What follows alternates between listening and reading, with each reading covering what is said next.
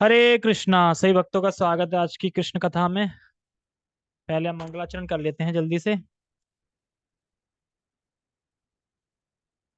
ओम अज्ञानतिमिरान्धस्य ज्ञानञ्जनशलाकया चक्षुरुन्मीलितं येन तस्मै श्रीगुरुवे नमः। श्रीचैतन्यमनोभीष्टं स्थापितं येन भूतले स्वयं रूपः कदा मह्यं ददाति स्वपदान्तिकम्।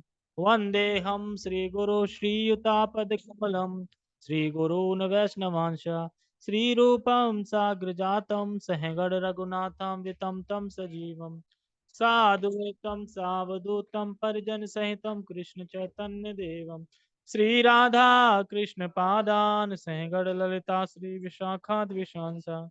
हे कृष्ण करुणा सिंधु दीन बंधो जगतपते गोपेश गोपिका कांता राधा कांता नमस्ते। तप्त कांचन गौरांगी राधे वृंदावनेश्वरी वृषभानुसुते देवी प्रणमामि हरिप्रिये। वाञ्छाकल्पतरुभ्यश्च कृपा सिन्धुभ्य च पतितानां पावनेभ्यो वैष्णवेभ्यो नमो नमः। जय श्री कृष्णा चैतन्य प्रभु नित्यानंद श्री अद्वैत गदाधर श्रीवासादि गौर भक्त वृंदा। हरे कृष्णा कृष्णा कृष्णा हरे हरे हरे राम राम राम रामाय रामभद्राय रामचंद्राय वेदसे रघुनाथाय नाथाय सीताय पते नमः। नमो विष्णुपादाय कृष्णपृष्ठाय भूतले श्रीमते भक्तिवेदांता स्वामिनि इति नामिने। नमस्ते सारस्वते देवे गौरवाणी प्रचारिणे निर्विशेषा शून्यवादी पश्चात देशतारिणे। हरे कृष्णा।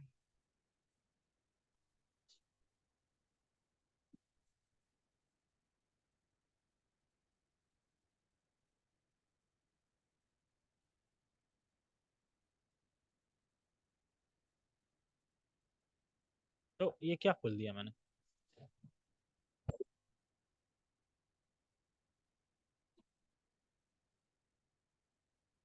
ठीक है।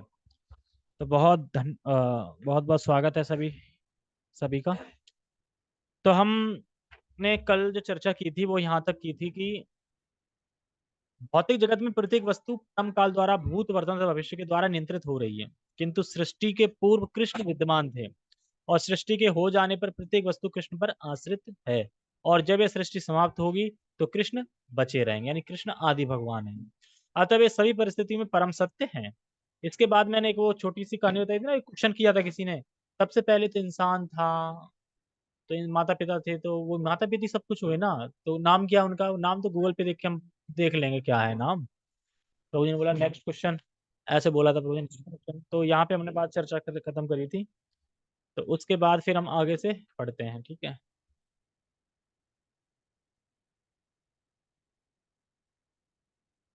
ओम नमो भगवते वासुदेवाय।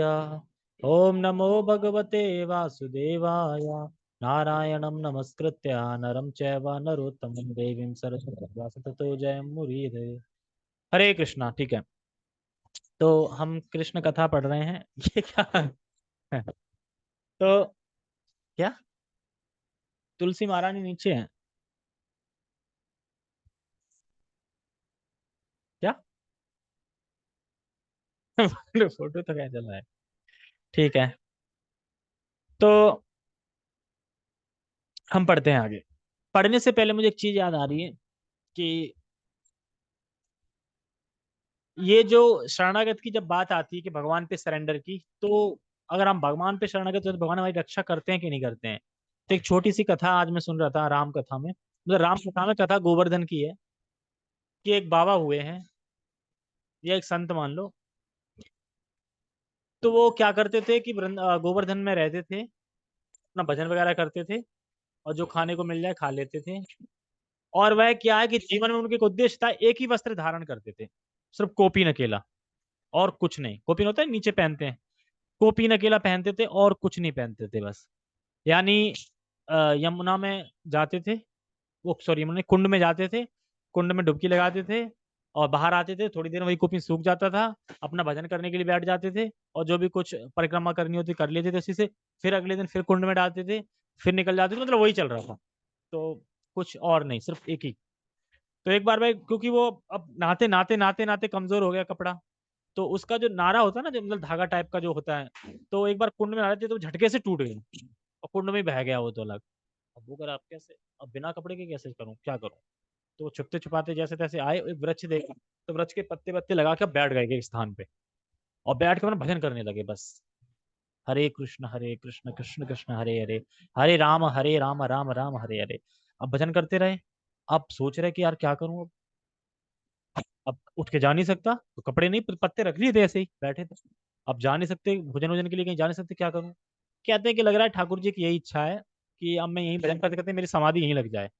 अब जा नहीं सकते उठ के, तो समाधि लग जाएगी धीरे धीरे, कब तक बैठे रहेंगे, है ना। तो अब अपने लिए भजन करते रहते भगवान का। तो एक सुंदर कन्या आई एक, और कहती, बाबा जी, हमारे घर में यज्ञ हुआ था, तो माँ ने बोला था कि किसी अच्छे ब्राह्मण को यज्ञ के बाद देते हैं ना, दक्षिणा देते हैं, मतलब कुछ दान देते हैं, खाने पीने का कुछ, वस्त्र वस्त्र। तो कोई मिला नहीं, तो आप ही दिख रहे हैं, तो आप ही ले लीजिए। तो उनको बढ़िया एक धोती कुर्ता और बढ़िया एक शॉल टाइप की, मतलब पूरा, और खाने के लिए प्रसाद। अरे ये आनंद आ गया, तो ले लिया उन्होंने।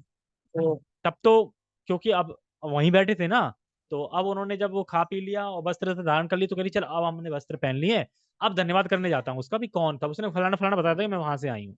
अब वो पहुंच गए वहां पे, कहते यार बहुत धन्यवाद है तुम्हारा, मैं सोच ही रहा था कि मेरी समाधि लग जाएगी यहाँ पे, लेकिन आपने मतलब ये मुझे वस्त्र दिया, इसके लिए बहुत धन्यवाद। तो उसके घर में जो माँ थी वो कहती, धन्यवाद किस चीज का, हमने क्या किया। कह रहे आपने अपनी कन्या को भेजा था ना कि अच्छे संत कोई मिले उसको दक्षिणा दे देना, ये दे देना जो भी दान है। कह रहे नहीं, हमारे घर तो वो यज्ञ ही नहीं हुआ। कह रहे आपकी इतनी सुंदर कन्या थी, आई थी। कह रहे कन्या छोड़ो, मेरे तो 4 पुत्र हैं, कन्या है ही नहीं, है ही नहीं। तो वहां के एक और संत थे, तो अच्छे संत थे, उन्होंने बताया कि आपकी जो हेल्प करने आई थी, मतलब वो साक्षात किशोरी जी थी। तो उसे किशोरी जी, तो यानी अगर हम भगवान के भरोसे हैं पूरे पूरे, मतलब सही से, ऐसा नहीं कि दिखावटी के लिए बैठ गए अंदर से नहीं है, तो भगवान रक्षा करते हैं किसी न किसी बहाने से, कुछ ना कुछ करेंगे। क्योंकि वो किशोरी चाहती थी कि तुम अभी प्राण मत त्यागो, अभी तुम भजन करो, और मतलब और अपना भजन करो, और भजन सिखाओ उसको दूसरे को करो। वरना अगर वो गोवर्धन में का भजन करते करते मरते तो भी वैकुंठ जाते, जाहिर सी बात थी। लेकिन उदाहरण प्रस्तुत करने के लिए, लोगों को सिखाने के लिए, नहीं तो शुद्ध भक्तों को सिखाएगा कौन। तो ये चीज समझनी चाहिए। तो हम इससे ये सीख सकते हैं कि भगवान पे हमें अगर भरोसा है तो भरोसा रखना चाहिए, क्योंकि सब कुछ प्रोवाइड करने वाले भगवान ही है, सब कुछ देने वाले हैं। क्या, क्या समझे।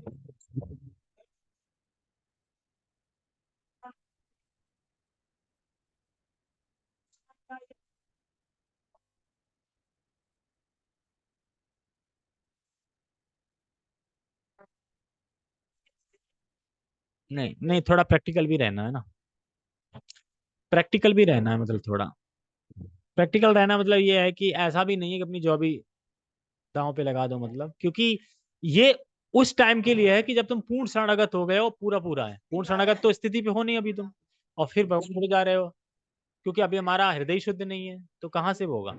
तो ये तो अभी ये है कि अभी हमें बैलेंस होकर चलना है, कि ऑफिस भी देखना है, फैमिली देखना है, और वो देखना है। जब हम उसी स्थिति पहुंच जाएंगे तो नौकरी करेगा ही कौन, जैसे किससे हम ऐसे समझ सकते हैं।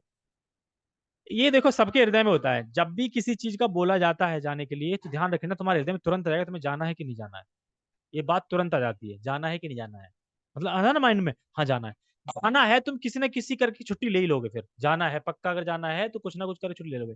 लेकिन जाना नहीं है, तो फिर बहाना क्यों बनाएंगे, सर प्रभु जी ऑफिस से छुट्टी नहीं मिल रही है, क्योंकि मेरा अंदर से ही पहले माइंड में यही सेट था कि मुझे जाना नहीं है। अभी जैसे मायापुर का माइंड आ रहा है, तो मेरा मन 50-50 है, जाऊं जाऊं 50-50 है, लेकिन प्रभु जी से क्या बोलूंगा, प्रभु जी उसी टाइम बता पाएंगे कि छुट्टी का है कि नहीं। लेकिन मुझे मेरे माइंड में पता है, अगर मैंने ठान लिया कि नहीं मुझे जाना है, तो मैं तुरंत बोल दूंगा सर से, सर मुझे 5 महीने मार्च में 1 हफ्ते के लिए छुट्टी जाना होगा, अभी से बोल दूंगा तो मिल जाएगी, ऐसी कोई इशू नहीं है। लेकिन उस टाइम पे क्या काम होगा क्या नहीं काम होगा वो देखना है। तो एक हमारे ऊपर भी होता है कि अगर हमें जाना है तो हम कैसे ना कैसे काम करके एडजस्ट कर ही लेते हैं। लेकिन हमारा अगर मन डाउन है, थोड़ा कम है, तो फिर हम भी डील कर जाते हैं कि छुट्टी नहीं मिल रही है, व्यवस्था होगी इस टाइप से। जिनको दृढ़ है जाना है, वो तुरंत तैयार हो जाते हैं, जाना है मुझे बस। और रही बात उसकी, तो ऐसा भी नहीं करना है अभी कि जॉब छूट जाए, ठाकुर जी मैं तो देखो ऑफिस में बोलते हैं मैं तो जा रहा हूँ, छोड़ना छोड़ना हटाना हटाना, ऐसा भी नहीं बोलना है। बाद में चले हट छूट गई, फिर पता क्या होगा, फेथ कम होगा भगवान से, फेथ कम होगा भगवान से, और ऊपर से भगवान को कोसेंगे फिर। क्यों? अरे मैं तुम्हारे वजह से गया तो जॉब छूट गई मेरी। तो इस स्थिति पर मैं भी है नहीं, अभी प्रैक्टिकल रहना है कि जब उस टाइम पे स्थिति आ जाएगी तो फिर खुद ही उब जाएगा मन, खुद ही जॉब छोड़ दो, खुद ही सेवा में लग जाओगे फुल टाइम। अभी फिलहाल हमें विधि विधानों से भक्ति करते रहना है, बस लगे रहना है भक्ति करने में, विधि विधान दिए हैं इस्कॉन ने वैसे चलना है। ठीक है, आगे बढ़ते हैं। हम पढ़ते हैं, यदि भौतिक जगत में सत्य है तो ये परम सत्य से उद्भूत है। अगर यहाँ कुछ सत्य चीज दिख रही तो कहाँ से आई है? भगवान से उद्भूत है। यदि इस भौतिक जगत में कहीं वैभव है तो इसके स्रोत भी कौन है? यदि इस संसार में कुछ ख्याति है तो वह किसके कारण है? कृष्ण के कारण। और यदि इस संसार में किसी के पास कोई बल है, शक्ति है, तो शक्ति के कारण कौन है? यदि संसार में कोई ज्ञान तथा शिक्षा है तो उसके कारण स्वरूप कृष्ण है। इस तरह कृष्ण सारे तत्वों सत्यों के स्रोत हैं। यानी जो 6 ऐश्वर्य बताए गए हैं, जो 6 ऐश्वर्य बताए गए हैं उनके स्रोत कौन है? कृष्ण ही। क्योंकि यहाँ पे 6 स्रोत एक साथ तो किसी में होते नहीं है, किसी में ज्ञान का होता है, किसी में सुंदरता का होता है, तो ये स्रोत कहाँ से आ रहा है? कृष्ण से आ रहा है। लेकिन कृष्ण में पूर्ण रूप से है, ये हम में पूर्ण रूप से नहीं है, क्योंकि हमसे और कोई खूबसूरत भी हो सकता है। तो कृष्ण में पूर्ण रूप से ये 6 के 6 ऐश्वर्य हैं।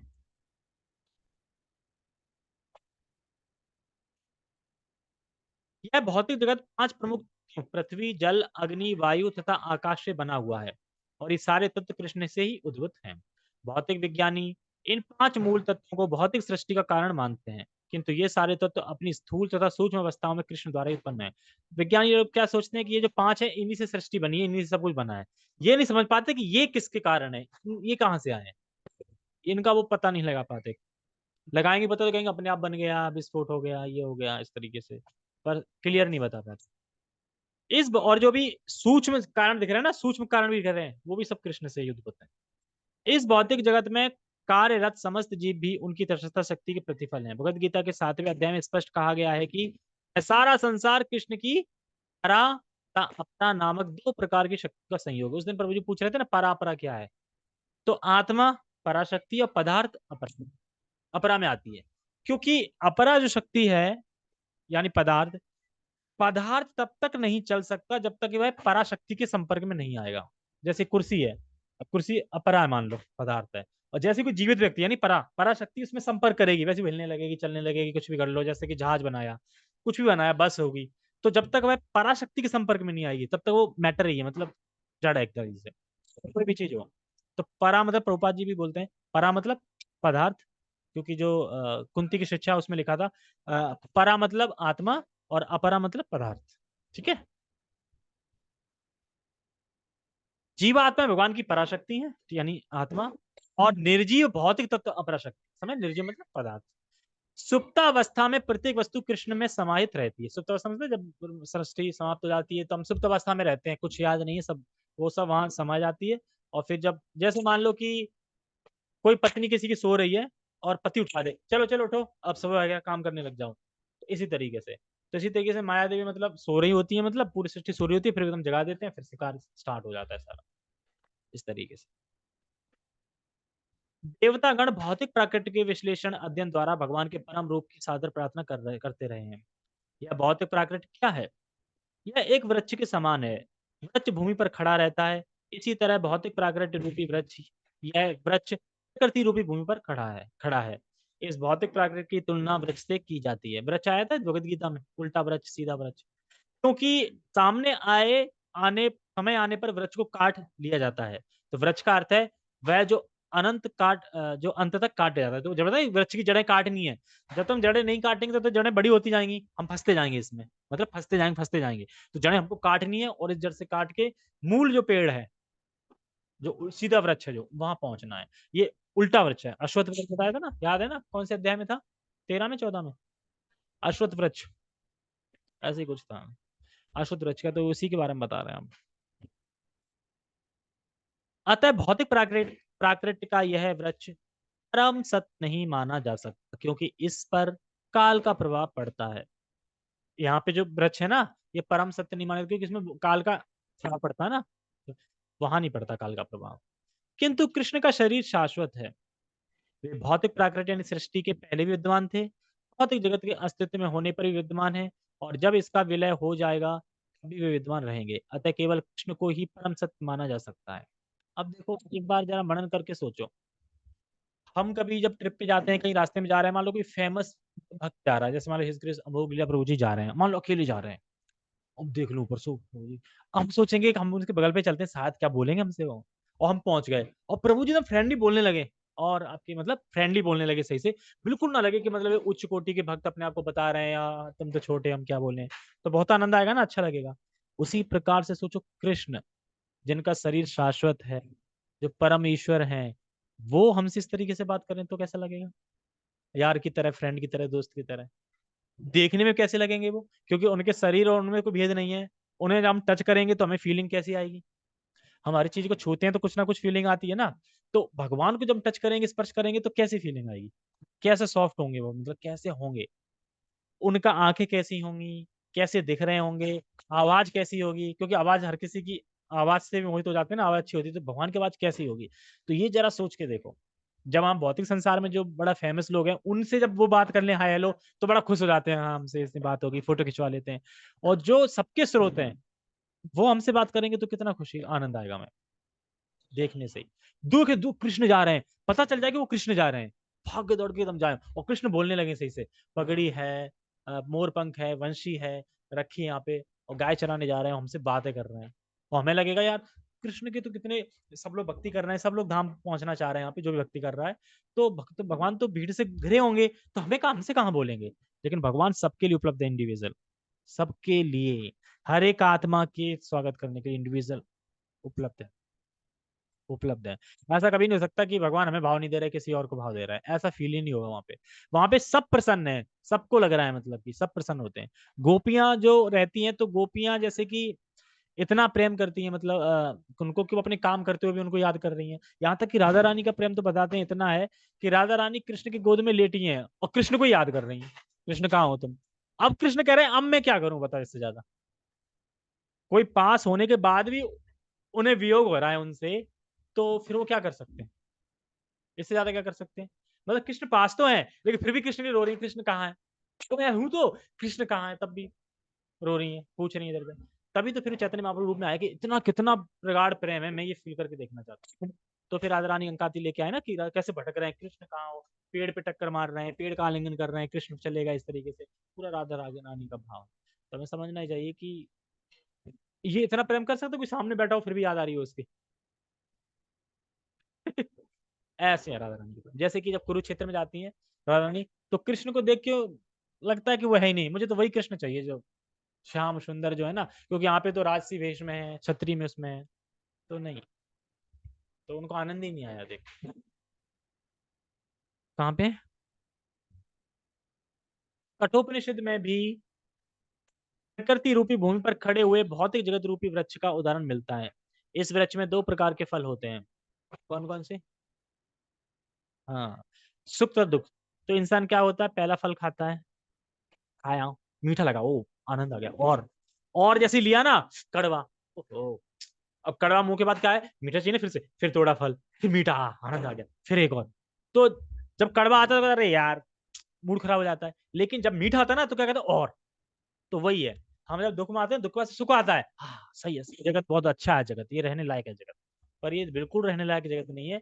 भगवान साफ साफ बोल रहे हैं, दुखालय में यहाँ से निकलो, तो ये रहने लायक बिल्कुल भी नहीं है। इस शरीर रूपी वृक्ष में रहने वाले प्राणी दो पक्षियों के समान होते हैं। एक पक्षी कृष्ण का अंतर्यामी स्वरूप है, जो परमात्मा कहलाता है, और दूसरा पक्षी जीव है। तो ये कठोपनिषद में आता है, एक वृक्ष में दो पक्षी बैठे हैं, एक आत्मा एक परमात्मा। जीव इस भौतिक जगत के फलों को खा रहा है, कभी यह सुख का फल खाता है, कभी दुख का फल, किंतु दूसरा पक्षी सुख या दुख के फलों को खाने में रुचि नहीं लेता, क्योंकि वह आत्मतुष्ट है। समझे, भगवान आत्मा राम है ना, खुद से रमण करते हैं, खुद सुस्त हैं। कठोपनिषद में कहा गया है कि इस शरीर रूपी वृक्ष का एक पक्षी फल खा रहा है और दूसरा केवल साक्षी रूप में देख रहा है। तो भगवान पूरी वीडियो बना रहे हैं, साक्षी, समझ गया, साक्षी हैं हमारे कि हम क्या क्या फल खा रहे हैं। इस वृक्ष की जड़ें तीन दिशाओं में फैली हैं। हमें ये लगता है कि कठोपनिषद में बताया गया है, हाँ साक्षी हो, देख रहे हैं भगवान, हम मान तो लेते हैं, लेकिन क्या हम असलियत में मान रहे हैं इसको कि साक्षी है भगवान? असलियत में मान रहे होते तो फिर गलत काम कुछ कर ही नहीं सकते फिर तो, बिल्कुल भी, क्योंकि असलियत में मान रहे हो ना कि भगवान देख रहे हैं। जैसे कि हम चोरी करते हैं, गलत कार्य करते हैं तो अकेले में ही करते हैं, लेकिन जब कोई हो तब तो नहीं करेंगे ना। लेकिन हम देख रहे हैं कि साक्षी मतलब भगवान देख रहे हैं, तो कैसे कर लेंगे? ये फिर हम कर रहे हैं, यानी हम ये मान रहे हैं कि नहीं देख रहे हैं। तो हम ये खाली थ्योरी में पढ़ रहे हैं कि हाँ ये, लेकिन हम अभी तक हृदय में घुसा नहीं है ये। इसीलिए प्रभुपाद जी अपने हर उसमें कहते हैं आत्मा परमात्मा, आत्मा तुम शरीर हो। क्यों बार बार? क्योंकि तुम अभी तक समझे नहीं ना, तुम अभी तक समझे ही नहीं, इसीलिए। तो भगवान हर समय देख रहे हैं, हर समय, हर क्षण, हर। ठीक है। इसका अर्थ यह हुआ कि वृक्ष की ये जड़ें प्रकृति के तीन गुण, रजो सतो तमोगुण, जिस प्रकार वृक्ष की जड़ें फैलती हैं उसी प्रकार प्रकृति के तीन गुण सतो रजो तथा तमो के संसर्ग से मनुष्य अपनी जीवन अवधि बढ़ाता है। मतलब ये पोषण होता रहता है इसी से, और वृक्ष बढ़ता रहता है, जड़ें बढ़ती रहती हैं, हम इसी में लगे रहते हैं इसमें। इन फलों का स्वाद चार प्रकार का होता है। कौन सा? धर्म अर्थ काम था मुझे तो करते हैं हम, जो भी यहाँ कार्य करते हैं क्या करते हैं? धर्म करते हैं। धर्म करते हैं तो भाई अर्थ आता है, कुछ कमाते हैं, कुछ पैसा आता है, फिर काम करते हैं, अपना भोग करते हैं, और उसके बाद फिर लास्ट में जाकर पक जाओगे तो मोक्ष की कामना करेंगे। तो यही चार चीजें होती रहती हैं। लेकिन इससे परे क्या सोचना है? भक्ति, भगवान के धाम जाना। प्रकृति के तीनों गुणों के साथ विभिन्न प्रकार के संसर्गों के फलस्वरूप विभिन्न प्रकार के धर्म अर्थ काम का मोक्ष का स्वाद लेता है। स्वाद मतलब फलों का स्वाद कैसा है, ये स्वाद है।